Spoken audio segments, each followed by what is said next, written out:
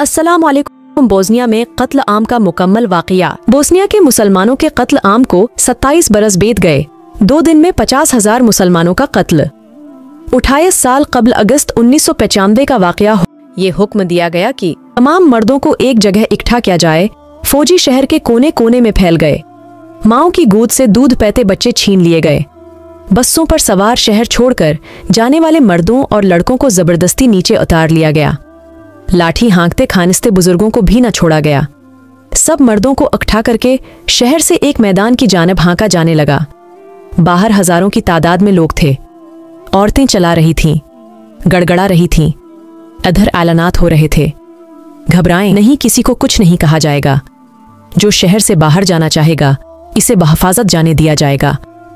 ज़ारुख्तार रोती ख्वातिन अक़वाम मुतहद्दा फौजियों की तरफ इल्तिजाइया नज़रों से देख रही थीं, जिनकी जानिब से दावी किया गया था कि शहर महफूज हाथों में है, लेकिन वो सब तमाशाई बने खड़े थे।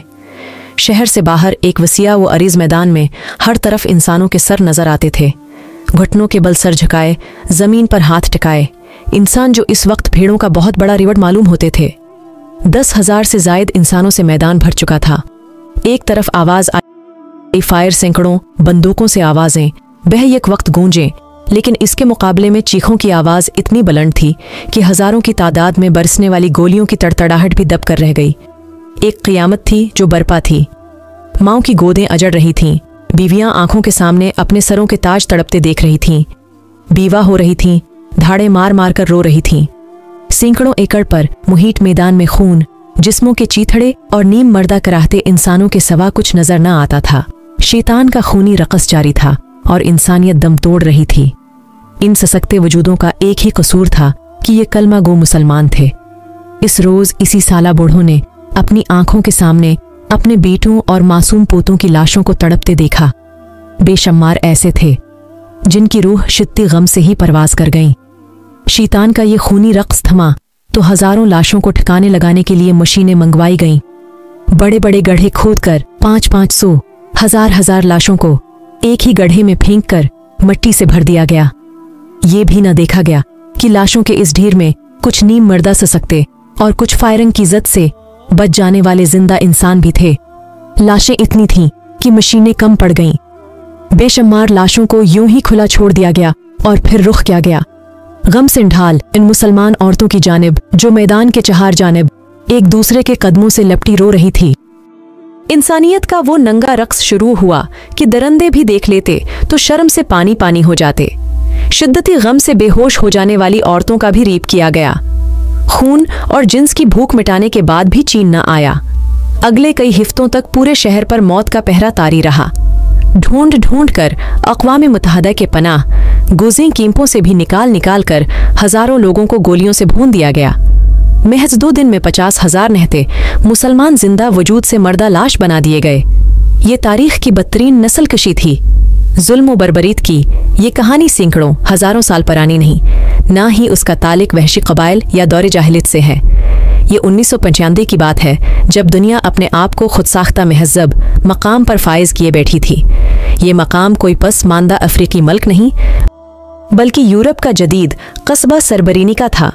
ये वाक़या अक़वाम मुत्तहिदा की नाम नहाद अमन फोर्सेस के ऐन सामने, बल्कि उनकी पश्त पनाही में पेश आया। अगर आप समझते हैं कि ये मुबालगा आराई है, तो एक बार सरबरीनी का वाक़ये पर अक़वाम मुत्तहिदा के साबिक़ सेक्रेटरी जनरल कोफ़ी अनान का बयान पढ़ लीजिए, जिसने कहा था कि यह कत्ले आम अक़वाम मुत्तहिदा के चेहरे पर बदनमा दाग की तरह हमेशा रहेगा। 90 की दहाई में यूगोस्लाविया टूटने के बाद बोस्निया के मुसलमानों ने रेफरेंडम के ज़रिए से अपने अलग वतन के क़याम का ऐलान किया। बोस्निया हर्ज़ेगोविना के नाम से कायम उस रियासत में मुसलमान अक्सरियत में थे, जो तुर्कों के दौरे उस्मानी में मुसलमान हुए थे और सदियों से यहाँ आबाद थे। लेकिन यहाँ मुकीम सर्ब अलग रियासत से खुश न थे। उन्होंने सर्बिया की अफवाज की मदद से बगावत की। इस दौरान में बोस्निया के शहर सरब्रेनिका के उर्द गर्द सर्ब अफवाज ने मुहासरा कर लिया। ये मुहासरा कई साल तक जारी रहा। अक़वाम मुत्तहिदा की अमन अफवाज की तैनाती के साथ ही बाकायदा ऐलान किया गया कि अब यह इलाका महफूज है। लेकिन ये ऐलान महज एक झांसा साबित हुआ। कुछ ही रोज बाद सर्ब अफवाज ने जनरल मिलादिच की सरबराही में शहर पर कब्जा कर लिया और मुसलमानों की नस्ल कशी का वो इंसानियत सोज सिलसिला शुरू किया जिस पर तारीख आज भी शर्मंदा है।